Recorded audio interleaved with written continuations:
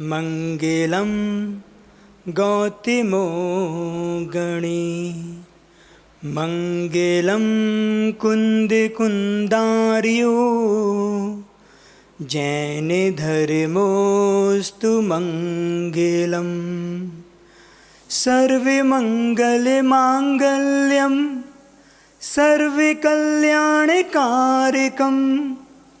प्रधानम सर्वधर्माणां जैनम जयतु शासनम वंदे विद्यासागरम। गुरुदेव को विनय से उर में बिठा लूं, मैं पूज्य पाद रज को सिर पे चढ़ा लूं। हे मित्र मोक्ष मुझको फलता मिलेगा, विश्वास है यह नियोग नहीं टलेगा, विश्वास है यह नियोग नहीं टलेगा।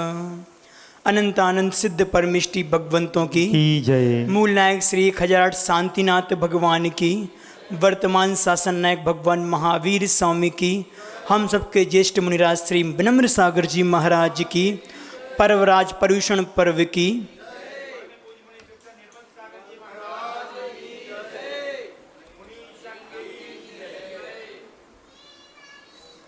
वैसे प्राय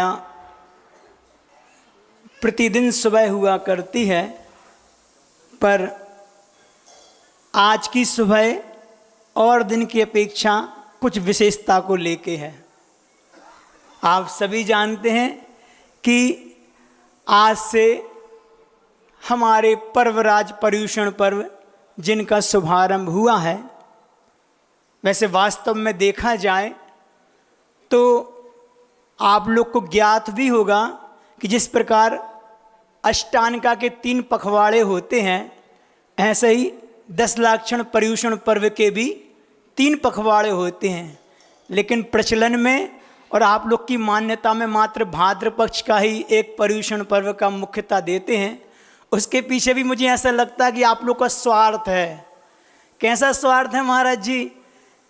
मैं से सुना था हमने कभी कि भाद्र पक्ष पूरा बारिश का माह होता है, व्यापार आदि महाराज जी बिल्कुल मंद कमज़ोर पड़े रहते हैं, व्यापार में ज़्यादा वो नहीं रहता, और फिर जीवों की उत्पत्ति बहुत होती है, हिंसा ज़्यादा होती है। तो इस पक्ष में कम से कम 10 दिन रह के हम शांति से धर्म ध्यान कर सकें, किसी प्रकार की आकुलता ना हो, इसलिए भाद्र पक्ष के इस पर्यूषण पर्व को हम सभी महत्व दिया करते हैं। बहुत अच्छी बात 10 दिन की नहीं है, बात तो जीवन में उतरने की है। कहते हैं कि ये जो पर्व अपन आज से तो मना नहीं रहे, अनादिकाल से परंपरा में है, और पिछले कई वर्षों से आप प्रतिवर्ष इस पर्व को मनाते हैं। लेकिन मात्र पर्यूषण पर्व मनाने के पीछे औचित्य क्या है, हम इसको भी समझें। ऐसा नहीं है कि 10 दिन आए हैं महाराज जी और आपका सानिध्य मिल गया है, और खजुराहो वालों को तो प्रतिवर्ष मिल रहा है, इनका सौभाग्य है।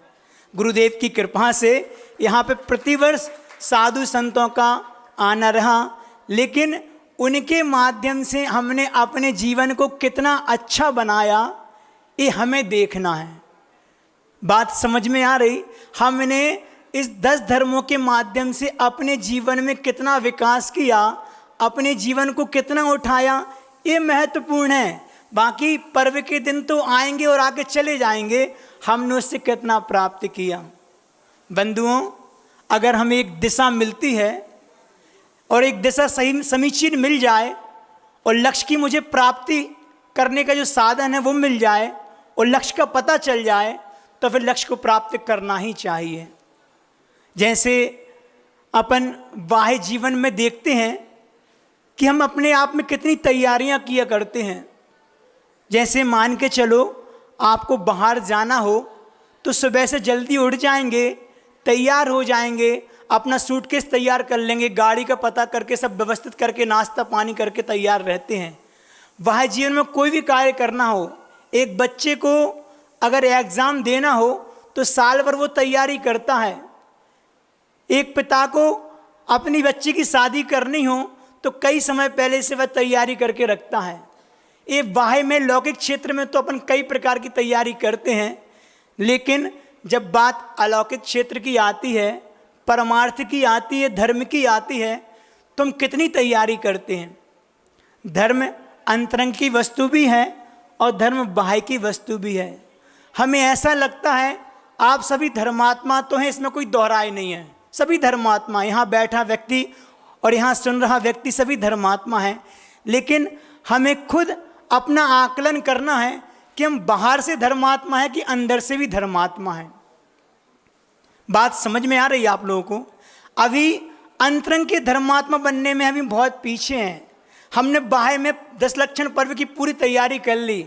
हाँ महाराज जी, सुबह से आ गए, 6 बजे से उठ के नहा धो के अच्छी पूजन की क्रिया कर ली, अभिषेक की क्रिया कर ली, ठीक है ना। अब महाराज जी आपके पास बैठे हैं, पूजन के बाद आपका प्रवचन सुन लिया, अब जल्दी घर नहीं जाएंगे, पूजन बहुत सारी करना है। क्यों एक बार एक आसन करना ना, तो एक आसन करना तो समय को साथ के करेंगे 12-1 बजे करीब, ताकि इस समय का भी समय सज जाए और शाम को भूख भी ना लगे। और ऐसे 1:30 बजे तक 2 बजे तक हमारा एक आसन हो जाएगा, तो उसके बाद शाम तो हो ही जाएगी थोड़ी देर बाद, तो शाम को यहाँ आ जाएंगे तो संगीतमय आरती वगैरह हो जाएगी, है ना। पंडित जी आए हैं तो उनके प्रवचन सुन लेंगे, क्षमा धर्म पे आज प्रवचन होना है तो वो कुछ सुनाएंगे हमारे लिए, तो उनकी बात सुन लेंगे। वो बात में सांस्कृतिक कोई कार्यक्रम होगा तो उसके माध्यम से अपना मनोरंजन कर लेंगे। सारी तैयारी हमने पर्युषण पर्व की कर ली, लेकिन कहाँ से? बाह्य से। अंतरंग की तैयारी किसने की, कितनी की, ये देख लो। जिस विषय पे अपन को आज बात करनी है, भाई आज कौन सा दिन है? उत्तम क्षमा का दिन है। क्षमा चूंकि जो हमारा स्वभाव है, क्षमा अपने आप में मेरा स्वभाव है, और जिस क्षमा का विपरीत क्रोध कसाय, वह हमारा विभाव परिणाम है। हमारा परिचय क्रोध से तो बहुत है, लेकिन क्षमा से नहीं है।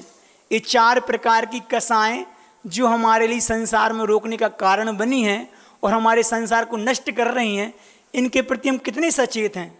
अंतरंग में तो यही भाव है और यही 10 लक्षण धर्म है कि हमने अंदर की कसायों को कितना कम किया, क्योंकि खत्म तो कर नहीं सकते। खत्म कर दोगे तो भगवान बन जाओगे, लेकिन अभी भगवान बनने की पात्रता नहीं है, लेकिन अपनी कसायों को कम तो कर सकते हैं। अब वो कसम कितनी की, अपन को देखना है कितना हमने प्रयास किया। तो आज का दिन तो अपने आप में अंतरंग की जो कसाय है, जो क्रोध हमारी कसाय है, जिसके माध्यम से मैं तरंग उठती रहती है और जो मुझे गाफिल करके रखी, संसार में रोक के रखी है, उसको आज बदलने का प्रयास करना है। तो आज अपन थोड़ी सी बात उस कसाय के लिए करेंगे, लेकिन एक बात ध्यान रखो, जब तक अंदर से हमारी 4 प्रकार की कसाएं नहीं जाएंगी, जब तक हम धर्मात्मा नहीं कहलाएंगे। तो कहते हैं कि इतने वर्षों से हम 10 लक्षण पर मनाते आ रहे हैं, लेकिन अभी तक हमारे जीवन में धर्म का प्रवेश नहीं हुआ। क्यों नहीं हुआ? तो बहुत छोटा है, लेकिन देखो कि पूरे जीवन को और पूरे हमारे भवों को कैसे नाश करने वाला होता है। एक क्रोध है, एक अर्थोबम, बड़थोबम, अग्गिथोबम, कसायथोबम च नहु में वीस्यव्यम थोबम पिहु तम बहु होई। कहते हैं अर्थोबम, अड़ मतलब कर्ज होता है, थोड़ा भी कर्ज होता है तो वह बहुत जल्दी बढ़ जाया करता है। बड़थोबम अर्थात शरीर में घाव, छोटा सा घाव अगर उसकी ओर ध्यान नहीं दिया तो वह घाव हमारे लिए नासुर के रूप में बढ़ जाता है। अग्निथोबम, अग्नि का एक थोड़ा सा भी कण पूरे जंगल को, पूरे 6 खंड के महल को जला के राख कर देता है। इसी प्रकार एक कसाय होती है। छोटी सी कसाई भी अगर हमने इस पर ध्यान नहीं दिया तो ये छोटा भी बहुत बड़ा रूप हो जाता है। एक किसान अगर कर्जा ले ले और उस कर्जा को लेने के बाद पूरा जीवन भर उस कर्जे को ही नहीं चुका पाता, उस कर्जे के ब्याज को नहीं चुका पाता, मूल की तो बहुत बात दूर की बात है। तो इसी प्रकार ये 2-3 चीज़ जो हैं, कर्ज लेना, घाव का होना और आग का लगना थोड़ा सा भी बहुत बड़े रूप में हो जाया करता है, इसी प्रकार हमारे जीवन में कसाय है कि थोड़ी सी कसाय भी हमारे जीवन को नष्ट भ्रष्ट कर देती है।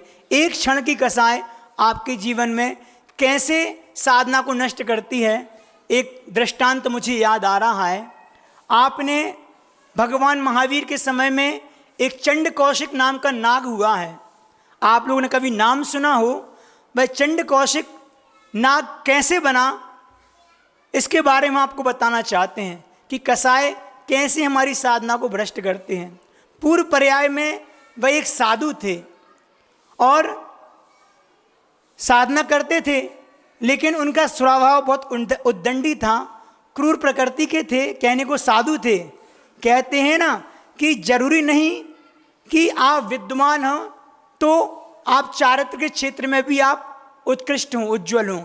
इसी प्रकार उनका था, लेकिन उसका एक शिष्य था, वह बहुत सरल हृदयी था। तो एक बार किसी जंगल में साधु से उनके पैर के नीचे एक मेंढक आ गया।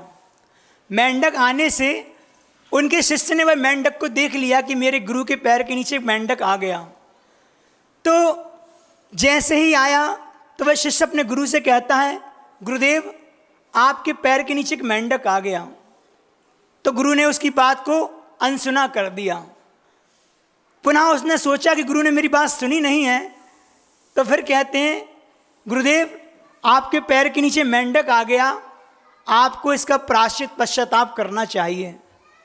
गुरुदेव कहते हैं, तुम अपना काम करो, मुझे मत बताओ, मुझे पता है क्या करना है। उसने सोचा कोई बात नहीं, अभी रास्ते में चल रहे हैं, अपन आश्रम में जाके इनसे बात बोल देंगे, फिर बोल देंगे। तो वो वहाँ से जाके अपनी वसतिका में आते हैं। वशिष्ठ शाम के प्रतिक्रमण में बोलता है, गुरुदेव आपको प्रायश्चित पश्चाताप करना चाहिए, आपके पैर के नीचे एक मेंढक आ गया, पंचेंद्रिय जीव। गुरुदेव का पारा ऊपर चढ़ गया, उनकी कसाय भड़क गई। तू मुझे सिखाता है, मेरा चेला होकर तू मुझे सिखा रहा है कि मुझे क्या करना है, रुक जा मैं तुझे बताता हूँ। तो क्रोध कसाय में गुरुदेव उसके पीछे डंडा लेके भागे। वह शिष्य तो जवान था, तो वो तो जल्दी दौड़ के भाग गया। उसके पीछे करते हुए गुरु एक खम्भे के साथ सामने जाके टकरा गए और वहीं गिर के उनका देहांत हो गया। उनका देहांत हुआ। कसाय की तीव्रता में उनके परिणाम इतने आकुल व्याकुल थे कि मरण प्राप्त करके वह इसी प्रचंड चंड कौशिक नाम का नाग का पर्याय में पहुँचे। बस देखें तो वस्तुतः वो अपने आप में साधु थे, लेकिन एक कसाय ही उनके जीवन में कैसा काम करती है कि उन्होंने अपनी पर्याय का नाश करके एक त्रियंच पर्याय को प्राप्त किया। तो कहने का तात्पर्य, इस कसाय को हम कैसे कम करें, कई कारण हैं, कितने प्रकार की कसाय होती हैं, सब अपन चर्चा करेंगे। समय अपनी गति से है, चूँकि अपन को और महाराज जी से सुनना है, तो शॉर्ट में अपनी बात को अपन रखेंगे। धर्म किसी जाति विशेष का या संप्रदाय विशेष का नहीं होता। धर्म तो धर्म होता है और वह प्राणी मात्र के लिए होता है, या यूँ कहें कि जन जन का धर्म होता है। आप लोगों के मन में एक विचार आ सकता है कि महाराज जी 10 लक्षण धर्म है, ये अपने आप में 10 ही क्यों होते हैं। कई प्रश्न उठा कि धर्म 10 ही क्यों है, कम या ज़्यादा क्यों नहीं हो सकते। तो हम आप लोगों को बता दें, जो सोचा कि रावण के 10 ही मुख क्यों होते हैं। रावण के 10 ही मुख होते हैं बताया, और वो 10 मुख कौन से हैं, अन्याय के, अनीति के, अधर्म के। तो राम के भी 10 मुख अपन बना लें, न्याय, नीति और धर्म के। जिस प्रकार रावण के 10 मुख हुआ करते हैं, उसी प्रकार राम के भी 10 मुख करते हैं। और अगर राम के 10 मुख हैं तो आत्मा राम के भी 10 मुख हो जाएं तो क्या बात है। ये 10 धर्म जो हैं ये हमारी आत्म राम को परमात्मा बनाने के लिए पर्याप्त हैं, इसलिए धर्म 10 ही हुआ करते हैं। ये उत्तम क्षमादि हमारे जीवन में आ जाए तो ये बात पक्की है कि हमारी आत्मा परमात्मा बनने बिना नहीं रह सकती। और हमारा डायरेक्ट जो परिचय है वह क्षमा से नहीं है, हमारा पूरा परिचय जीवन में क्रोध से हुआ करता है। क्रोध के संस्कार हमारे जीवन में ऐसे पड़े हैं कि हमारे चित्त को भड़काने में काम करते हैं। क्रोध क्या है, बहुत जरासे में हमारे चित्त को भड़का देते हैं। जिस प्रकार गर्मी के समय में पित्त भड़कता है, इसी प्रकार इंसान का चित्त भी भड़कते देर नहीं लगती। कैसे घर घर में छोटी छोटी बात पे कैसे कसाई भड़क जाती है। बात कोई बेमतलब की हो, लेकिन हमारी कसाई को भड़काने में कारण बन जाती है। पिताजी कुर्सी पर बैठे बैठे अखबार पढ़ रहे थे और अखबार पढ़ते पढ़ते और मम्मी अपना काम कर रही थी किचन में, चौके में, और एकाएक उनके बच्चे के मन में एक सवाल सूझा और पिताजी से एक प्रश्न कर दिया कि पिताजी ये बताओ कि रशिया और अमेरिका के बीच में युद्ध क्यों होते रहते हैं। रशिया अमेरिका के बीच में युद्ध कैसे होते रहते हैं? बहुत बार सुना है कि आपस में युद्ध करते रहते हैं, आखिर इनका कारण क्या है? तो पिताजी कहते हैं कि बेटा, यह तो उनकी अपनी अपनी अर्थनीति है। अर्थनीति है मतलब यह अर्थव्यवस्था है कि जिसके माध्यम से ये देश एक दूसरे को तोड़ के समृद्धि को प्राप्त होते रहें। अपनी समृद्धि प्राप्त करने के लिए अर्थनीति के माध्यम से युद्ध करते रहते हैं। किचन में मम्मी काम कर रही थी, मम्मी ने भी वहाँ से थोड़ी समझदार थी, जानती होगी, तो बोलती है कि अर्थनीति के कारण नहीं, ये तो उनकी खुद की राजनीति है, राजनीति के कारण ही ये युद्ध होते हैं। तो पिताजी कहते हैं तुम्हें क्या पता, तुम तो अंदर चौके में रहती हो, हम बाहर की दुनिया को जानते, अखबार पढ़ते हैं, यह सब अर्थनीति के कारण होता है। पिताजी अपनी बात पे लगे रहे। माँ बोली नहीं राजनीति से होती है, पिताजी बोलते अर्थनीति से होती है। दोनों में तनातनी हो गई, दोनों में तनातनी हुई, तू मैं हो गई। तो बच्चा कहता है कि अब आप लोग रहने दो, मुझे पता चल गया कि युद्ध किस कारण से होता है। वहाँ जो युद्ध होता होगा वो तो ठीक है, देशों के बीच में है, लेकिन परिवार में युद्ध होने के पीछे यही है कि मेरी बात सही, वो कहता मेरी बात सही। तो तू मैं के कारण में जरा सी बातों पे घर गृहस्थियों में संघर्ष होता है, और वह संघर्ष इतना बड़ा रूप ले लेता है कि हम वर्षों तक हम बोलना चालना हमारा उनके साथ बंद हो जाता है। ध्यान रखो, धर्म की शुरुआत घर से ही हुआ करती है। मंदिर में आके आप कितने ही पूजन आदि अनुष्ठान कर लें, गुरुओं की वाणी सुन लें, लेकिन अंतरंग का धर्म जब तक नहीं आएगा, जब तक जीवन में हमारा धर्म का प्रवेश नहीं हो सकता। कहते हैं कि धर्म की शुरुआत घर से। तो जिस घर परिवार में हम रह रहे हैं, उस परिवार में आपस में एक दूसरे से खूब भंग बनते हैं, बाहर के व्यक्तियों से नहीं बनते। जितनी भी कसाएं हमारी बनती हैं, जो हमारे आपस के हमारे ही हैं, जिनने हमारे लिए अच्छा किया है वो हमारे हितैषी हो गए, जो अच्छा कर रहे हैं वो हितैषी हो गए, और जिनने हमारे साथ कुछ गलत कर दिया, बुरा कर दिया, वही हमारे लिए शत्रु के रूप में हो गए। तो ये कसाई के परिणाम आपस में एक दूसरे को देखकर होते हैं। लेकिन अगर सही क्षमा जीवन में लाना है तो आपस में हमारे लिए एक तालमेल बना के चलना होता है। परिवार कितना ही बड़ा हो, अगर दो चीज़ उनके जीवन में है तो परिवार कभी भी बिखराव को प्राप्त नहीं होता। कितना ही बड़ा परिवार क्यों ना हो, अगर एक दूसरे के अंदर सहनशीलता के भाव हो जाएं, सहन करने की शक्ति हो जाए और समर्पण के भाव हो जाएं परिवार के प्रति, तो परिवार कभी टूटे ना। कसाई का कारण मात्र ये है कि हम सहन नहीं कर पाते। हमें अगर थोड़ा सा सहन कर लें, उस बात को थोड़ा सा अपन प्रतिकार ना करें, तो वो चीज़ हमारे जीवन में क्षमा के रूप में आ सकती है। क्षमा के 3 सबसे बेहतर तरीके हैं। कौन से हैं? कि मैं क्षमा चाहता हूँ। पहला तरीका तो यह है कि मैं क्षमा चाहता हूँ, और दूसरा है कि यह मेरी गलती है, और तीसरा क्या है कि मैं इस गलती को ठीक करने के लिए क्या कर सकता हूँ। सबसे बेहतर तरीका है तीसरा वाला, लेकिन प्रायः करके लोग तीसरी पंक्ति को नहीं बोल पाते कि मैं इस गलती को सुधारने के लिए क्या कर सकता हूँ। अगर आपस में तालमेल है तो ये चीज़ अपने आप आ जाएगी कि मुझे सुधार करना है। जीवन में गलतियाँ सुधारने से ही हमारा विकास होता है। एक बहुत अच्छी लाइन आती है, याद आ गई, प्रसंग है, उसको हम सुनाएंगे कि an old man said eraser are made for those who are make mistake. Eraser are made for those who are make mistake. किसी पुराने व्यक्ति ने कहा रबर का प्रयोग हम किस लिए करते हैं? अपनी गलतियों को मिटाने के लिए। बट एन यूथ रिप्लाई, आज की नौजवान पीढ़ी कहती है an eraser is eraser are use for those who are make mistake. A old man कहता है eraser are use for those who are willing to correct their mistake.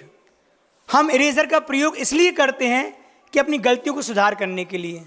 अगर हमारा नज़रिया गलतियों के सुधार में हो तो हमारे जीवन का विकास हो, और गलती को मिटाने में करें तो हमारा विकास वहीं रुक जाता है। इसलिए जितना हो सके अपने जीवन में क्षमा भाव को हम धारण कर सकते हैं। और एक बहुत अच्छी कारिका आती है कि नरस्य भरणम रूपम और रूपस्य आवरणम गुणम और गुणस्य आवरणम ज्ञानम और ज्ञानस्य आवरणम क्षमा। क्या कहा यहाँ पे आचार्य महाराज ने कि नर मतलब मनुष्य का जो आभूषण है वह रूप हुआ करता है। उसके रूप से मनुष्य की पहचान होती है, वह उसके आभूषण का काम करते हैं। वाह में तो आप जो श्रृंगार आदि करते हैं ये अपने सुंदरता को ढांकने के लिए होता है। वास्तव में देखा जाए तो जो कर्म के उदय में हमें जो रूप मिला है, सौंदर्य मिला है, वही अपने आप में भी सुंदरता को दिखाने वाला है। उज्ज्वलता चेहरे की नहीं मायने करती, मायने तो चारित्र की करती है। लेकिन यहाँ पे मनुष्य का रूप अपने आप में सुंदर होता है, वह आभूषण का काम करता है। और रूप का आभूषण क्या है? उसके गुण हैं। आपके चेहरे की सुंदरता जब मानी जाएगी जब आपके अंदर कोई गुण होगा। और गुणों का आभूषण क्या है? तो कहते हैं उसका ज्ञान। जिस व्यक्ति के पास ज्ञान है, ज्ञान गुण से संपन्न है, वह अपने आप में उसके लिए आभूषण है, उसके लिए गहना है। और हमारे ज्ञान का गहना क्या है? तो कहते हैं हमारे जीवन में क्षमा का आना। जिसके जीवन में क्षमा है वह सुंदर भी है, गुण भी हैं, उसके अंदर ज्ञान भी है। तो ऐसे ज्ञान गुण से संपन्न, ऐसे क्षमा गुण से संपन्न जो व्यक्ति होता है वह अपने आप में दूसरों के लिए एक आदर्श होता है।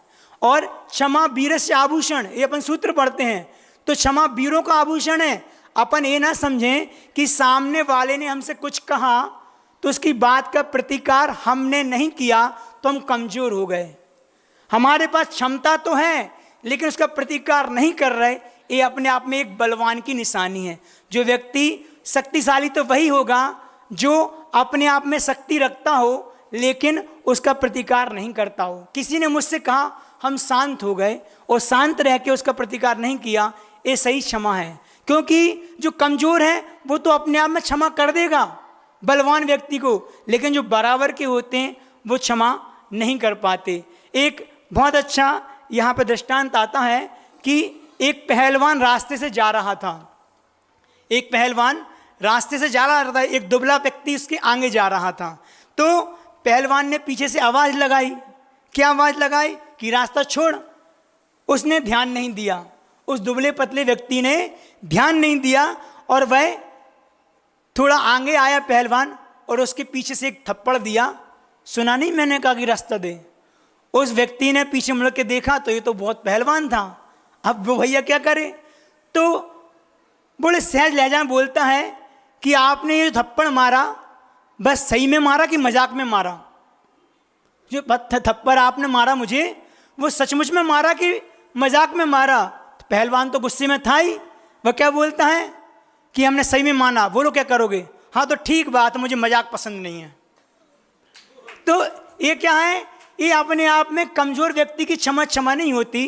क्षमा तो अपने आप में जब मानी जाती है कि जब हमारे बराबरी के लोग हों और जिनसे प्रतिकार हम कर सकते हों, ईंट का जवाब पत्थर से दे सकते हों, और जब वो ना दें तब वह मेरी क्षमा कहलाएगी। आचार्य कार्तिकेय महाराज हुए हैं और कार्तिकेय अनुप्रेक्षा ग्रंथ में उन्होंने साधु को संबोधित करते हुए बहुत अच्छी बात लिखी। उन्होंने लिखा कि जो साधु है किसी के दुर्वचन कहने पर उसका प्रतिकार नहीं करता। सज्जन कहो साधु को एकार्थवाची है। आप अपने जीवन में भी घटा सकते हैं कि किसी ने मुझसे गाली के वचन कहे, दुर्वचन कहे, कठोर वचन कहे, जिनको सुनकर अंदर पीड़ा हो सकती होती है, लेकिन उन वचनों को सुनकर भी हमने प्रतिकार नहीं किए। किसी ने आपको मार भी दिया और मारने के बाद भी हमने उसकी बात का प्रतिकार नहीं किया, तो कहते हैं इसके माध्यम से आपके असंख्यात गुणी कर्म की निर्जरा हुआ करती है। हम अपनी निर्जरा को करना चाहें तो कर सकते हैं और हम चाहें तो कर्म का बंध भी कर सकते हैं। एक बहुत अच्छी बात है बंधुओं, कर्म का उदय हमारे हाथ में नहीं है। क्या कहा? कर्म का उदय हमारे हाथ में नहीं है, लेकिन कर्म का बंध तो हमारे हाथ में है।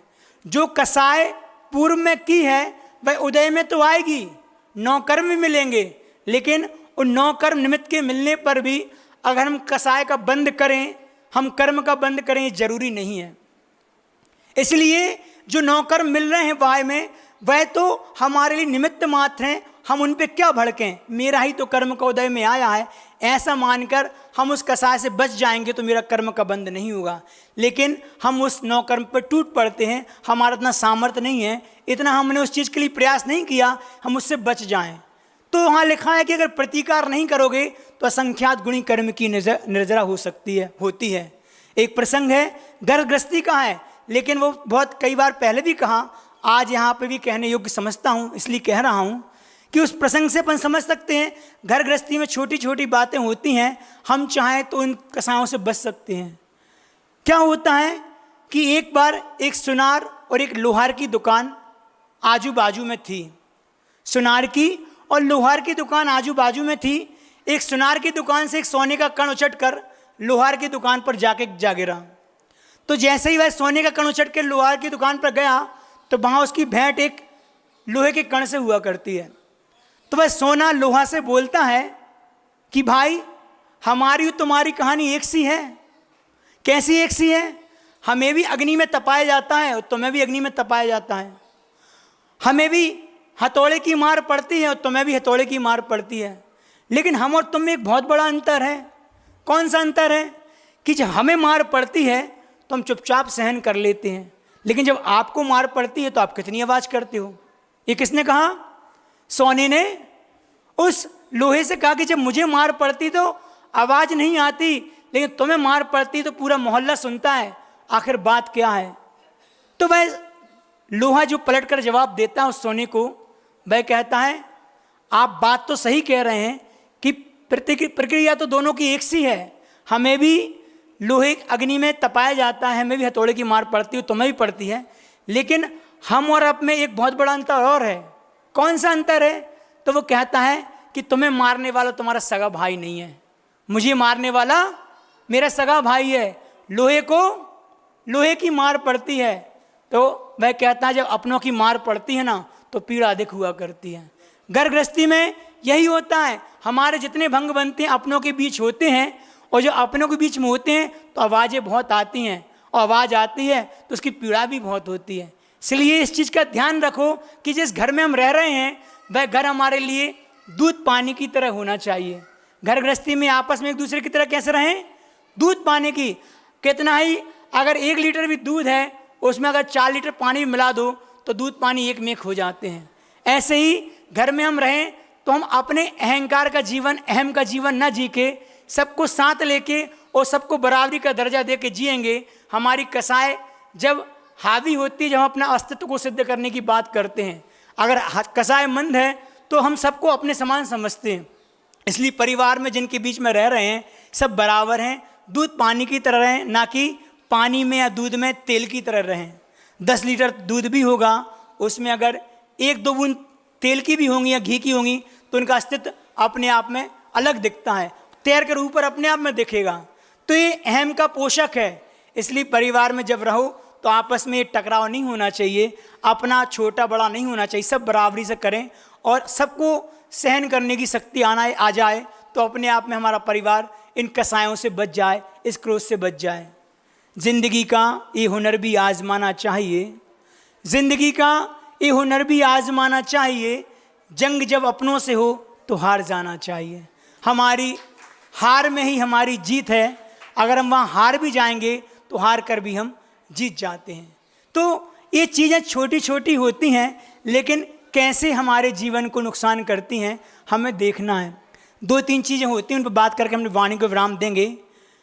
एक चीज़ होती है क्विक एडजस्टमेंट, और दूसरी होती है बैलेंस अवर इमोशंस, और तीसरी होती है फॉरगिव एंड फॉरगॉट। ये क्या चीज़ है? क्विक एडजस्टमेंट मतलब बहुत जल्दी हम परिस्थिति को भांप के उसमें अपने जीवन को ढाल लें। कैसे महाराज जी? कि जैसे मान के चलो कसाई की बात है, 2 छोटे छोटे बच्चे होते हैं, वह बच्चे आपस में खेलते भी हैं और खेल खेल में लड़ाई भी होती है, और लड़ाई इतनी हो जाती है कि मारा पीटी पर भी चली जाती है, एक दूसरे के बाल भी लौंचते हैं, सब कुछ करते हैं। लेकिन वह इतनी भयंकर लड़ाई होने के बाद भी तीसरे समय में क्या देखते हैं कि वही दो दोस्त गले में हाथ डालकर भी चलते हैं। एक समय में पहले खेल रहे होते हैं, दूसरे समय में बहुत तेज लड़ाई भी हो जाती है, और तीसरे समय में अपन देखते हैं कि वह गले में हाथ डाल के चलते हैं। ये क्या है? ये अपने आप में तुरंत बदलाव है। हमारे साथ ऐसा नहीं होता, किसी से हमारे अच्छे संबंध हैं और वह संबंध किसी से आने से विच्छेद हो गए तो हम कई समय तक के लिए उस संबंध विच्छेद को याद रखते हैं, कई समय तक तब वो हम एडजस्ट नहीं कर पाते आपस में, और ये हमारे जीवन के लिए घातक हो जाती है। क्योंकि कसाय जिस समय उदय में आई वो तो बहुत कम क्षण होता है। हमने कहा ना कि एक क्षण की कसाय पूरे जीवन को बर्बाद कर देती है। जब कसाय हुई तो भंग तो 2, 5, 10 मिनट का बना, लेकिन उसका वासना काल हमारा अनंत काल का भी चलता रहता है। किसी से हमारी उम्र के जवानी में अगर हमारा किसी से बैर हुआ तो बुढ़ापे तक हम उसके बैर को याद रखते हैं। ये क्या हुआ? ये वासना हो गई, इससे मुझसे लड़ाई हुई थी, इसकी मुझसे लड़ाई हुई थी। तो बच्चों जैसा गुण नहीं है कि बच्चों ने लड़ाई की और वहीं के में भूल गए, पुनः दोस्त हो गए।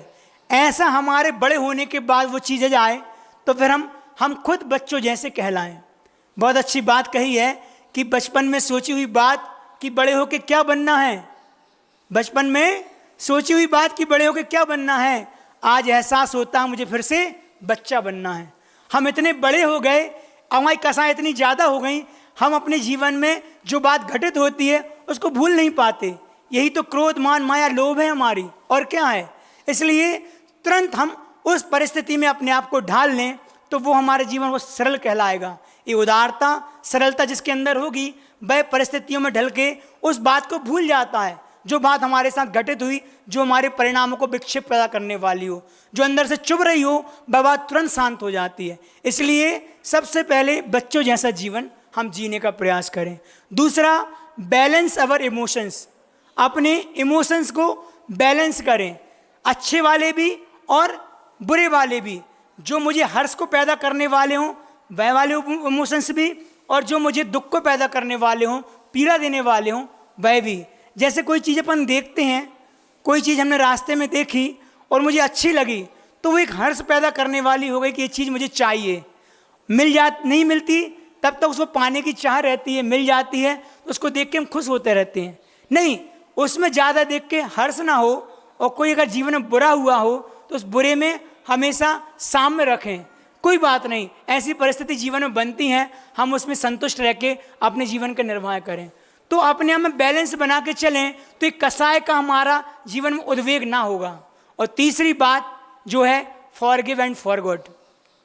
जो कह सकते हैं हमारे अंदर महाराज जी धर्म के संस्कार हैं, तो जो किसी से मेरा बैर हुआ हमने उसको क्षमा कर दिया, अर्थात फॉरगिव। किसी से मेरी लड़ाई हुई हमने उसको क्षमा कर दिया, लेकिन फॉरगॉट नहीं हो पाता, हम भूल नहीं पाते। हमने कहा कि जीवन पर्यंत भी हम उसको याद रखते हैं, इससे मेरा बैर हुआ था, उसको तो हमने माफ़ कर दिया, लेकिन उस बात को नहीं भूले। सही क्षमा तो जब कहलाएगी जब हम उस बात को भूलें। ये हमारे जीवन में आना चाहिए। पहले तो क्रोध आ ही न, और क्रोध आ रही है उस क्रोध को हमें शांत करना हो, साथ में उसको भूलना है, तब वह मेरी क्षमा कहलाएगी। एक बाबा जी थे, बहुत शांत प्रकृति के थे और उनके कई शिष्य थे, और वह बाबा जी अपने आप में इतने सरल थे कि उनका किसी से कोई बैर नहीं था। सारी समाज में उनका एक बहुमान था, पता था लोगों को कि ये अपने आप में बहुत अच्छी प्रकृति के हैं, सब उनका सम्मान करते थे। लेकिन कहते हैं कि कोई व्यक्ति कितना ही अच्छा क्यों ना हो, कोई ना कोई एक व्यक्ति ऐसा भी होता है कि उस अच्छे व्यक्ति को अच्छा नहीं लगता। होते ऐसे लोग।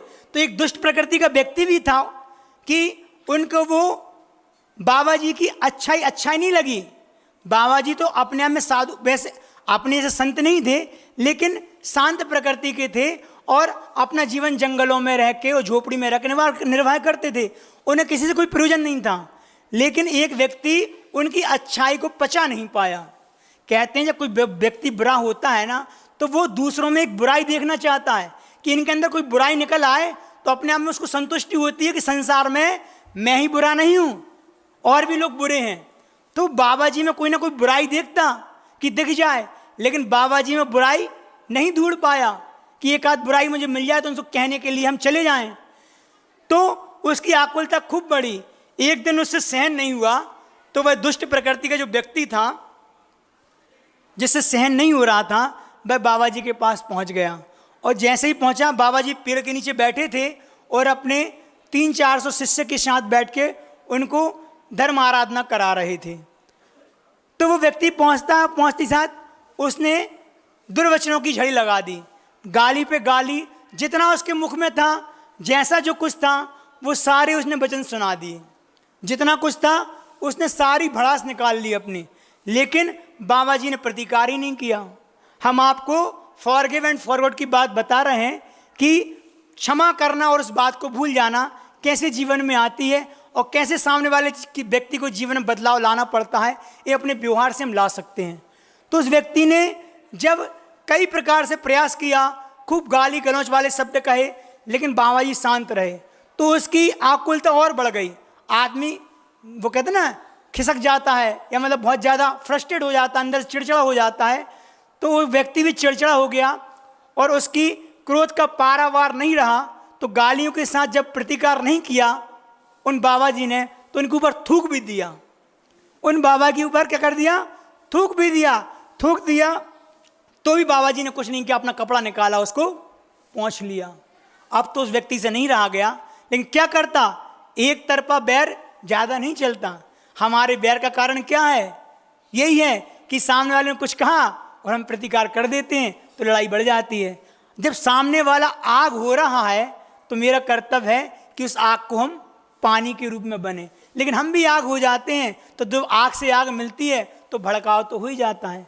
तो वह बाबा जी अपने आप में शांत रहे और वह व्यक्ति जब देखा कि भाई कुछ नहीं कह रहे तो उल्टे पैर लौट गया।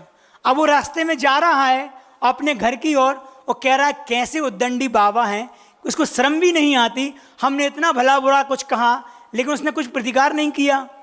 मतलब बाबा जी को उल्टा कह रहा है, हमने उसको थूक भी दिया फिर भी कुछ नहीं किया, इसको शर्म भी नहीं आती। और फिर और चला जा रहा है और चला जा रहा है, लेकिन अब दिमाग में थोड़ा सा बदलाव आ रहा है। घर पहुंचने से पहले से क्या सोचता है कि नहीं यार, बाबा जी गलत नहीं है। क्यों गलत नहीं है? अरे हमने उनसे इतना भला बुरा कह दिया, थूक भी दिया, उनने प्रतिकार तक नहीं किया। ठीक है, हो सकता है वो कमजोर हों अपने आप में, लेकिन उनके तो इतने सारे शिष्य बैठे थे, वो किसी अपने शिष्यों से कहते तो वो तो मेरे मार मार के कचूमर बना देते, हमारे इतना भला बुरा। लेकिन उनने अपने शिष्यों को भी आदेश नहीं दिया। मुझसे गलती हो गई। अब वो घर तो पहुंच गया, लेकिन घर में जाके उसके मन में भाव आ गया कि हम पुनः बाबा जी के पास जाएं, लेकिन चूंकि रात हो गई, अब हम सुबह जाएंगे। रात भर वो व्यक्ति सोया नहीं और क्या सोचता रहा कि देखो उन बाबा जी ने तो मेरा बुरा किया ही नहीं था और हमने उनको इतना भला बुरा कह दिया, उनने प्रतिकार भी नहीं किया, मैं कितना बड़ा दुष्ट हूँ। पहले बाबा जी को दुष्ट कह रहा था, अब वो अपने आप को दुष्ट कह रहा है। कि कैसे जीवन में व्यक्ति के आचरण से हमारे जीवन में बदलाव आता है, ये सीखने को मिली। जैसे ही सुबह होती है, वह सुबह का सूरज उगने से पहले ही वहाँ से निकल जाता है और सीधे जिस स्थान पर बाबा जी थे वहाँ पहुँच जाता है। वहाँ जाके देखता है तो वहाँ ना बाबा जी थे ना उनके शिष्य थे, वह तो जंगल घूमते थे, कहीं आगे निकल गए होंगे। तो वह उनके देखने के लिए वहाँ से और घूमता हुआ निकल जाता है। एक दूसरे स्थान पर उसको बाबा जी मिल जाते हैं, अपने शिष्यों को अध्ययन करा रहे होते हैं और जाके उनके चरणों में साष्टांग नमस्कार करके कहता है आप क्षमा करें, मुझसे गलती हो गई। क्या बोलता है? आप क्षमा करें, मुझसे गलती हो गई, मैं अपने आपे में नहीं रहा और मैंने आपसे भला बुरा कह दिया। भाई बाबा जी कहते हैं उठो, कौन हो तुम? कौन हो तुम? आप मुझे पहचाने नहीं, मैं वही हूँ जो कल आपसे इतना भला बुरा कह रहा था। तो वह बाबा जी सज्जन थे, वह कहते हैं नहीं, तुम वह नहीं हो जो कल थे। कल जो व्यक्ति था वह तो आज है ही नहीं है, वो आज है वो कोई और है, कल जो था वो कोई और था। वह चरणों में लेट जाता है, अपनी क्षमा याचना करता है और कहता है कि मुझसे भूल हो गई, आप मुझे अपना शिष्य बना लें। देखो बंधुओं, कैसे उनने अपने जीवन में प्रतिकार न करके उस व्यक्ति को अपने जैसा बना लिया। ये हमारे अंदर आती कि नहीं आती कि किसी से मेरा बैर हुआ तो अपना बनाना दूर की बात है, उस बात को हम कई समय तक याद रखते हैं। वह याद रखना हमारी क्षमा में कमी नहीं कहलाएगी। ये हमारे लिए क्षमा में जब कहलाएगा जब उस बात को भी हम भूल जाएं और उस व्यक्ति को भी हम क्षमा करें, तब वास्तव में हमारी सही क्षमा कहलाएगी। इसलिए इस जीवन में आ जाए कि क्षमा के गुण, तब तो हम सही क्षमा माने, नहीं तो ऐसे तो बहुत से प्रसंग सुनाने को अभी बात बहुत सी है कि ये जो कसाय होती है वह कितने प्रकार की होती है और कसाय के कारण कौन से हैं और कारण के साथ उनको कसाय को दूर करने के निवारण कौन से हैं। हमारे पास समय और मिलेगा। हमने सुना है कि शाम को भी यहाँ पे कक्षा लगेगी, उसमें सामायिक प्रतिक्रमण, उसके बाद थोड़ा धर्म के विषय पर हम चर्चा करेंगे। तो जो बात अधूरी है अपन शाम को रखेंगे कि 3 प्रकार की जो कसाय होती है। कहते हैं एक सात्विक क्रोध होता है, एक रासिक क्रोध होता है और एक तामसिक क्रोध होता है। एक 3 क्रोध क्या है इसके बारे में और कुछ कारण हैं कि कसाय के कारण कौन से होते हैं। इच्छा पूर्ति ना होना, अपेक्षा की उपेक्षा होना और भी बहुत से हैं। अपन साहब को समझने का प्रयास करेंगे। अभी अपन पूज्य बड़े महाराज जी को भी सुनेंगे। आप इतना ही समझ लें, ये क्षमा हमारे जीवन में आ जाए तो हमारा जीवन विकास हो, क्योंकि अनादिकाल की परंपरा जो चल रही है और जो संस्कार हैं अनादिकाल के, संस्कार मतलब आदत है, वह क्रोध की पड़ी है, इतनी आसानी से नहीं आएगा। उसके लिए हमें प्रयास बहुत करने होंगे। हमारे ही प्रयास से वह दूर हो पाएगी। ध्यान रखो, किसी ने आपको कोई दुर्वचन कहे, गाली वाले वचन कहे, अगर उन गाली वाले वचनों को अगर हम स्वीकार न करें, प्रतिकार न करें, तो जिसने जो वचन हमें कहे हैं वह वचन उसको वापस चले गए। जिससे जो चीज़ अपन किसी से लेना नहीं चाहते वो देना चाहता है, अपन ने नहीं लिया तो वो चीज़ कहाँ चली गई? वापस उसके पास चली गई। ऐसे ही अगर हम कसाय से बचना चाहते हैं तो कर्म का उदय तो आएगा, लेकिन कर्म का बंध हमारे हाथ में है। हम जितना हो सके उस कर्म गंध से बच सकें, अपनी कसाय को कम कर सकें, बस वही हमारे जीवन की एक कह सकते हैं कि प्राप्ति है। बाकी तो नहीं तो जीवन तो हम जी ही रहे हैं, जैसे पहले जी रहे थे वैसे आज जी रहे हैं। लेकिन 10 दिनों में हम बहुत कुछ अपने जीवन में उतार के अपने जीवन को अच्छा बनाने का प्रयास करें। इन्हीं भावनाओं के साथ गुरुदेव भगवान श्री विद्यासागर जी महाराज की, 3 कम 9 कोटि मुनि महाराजों की।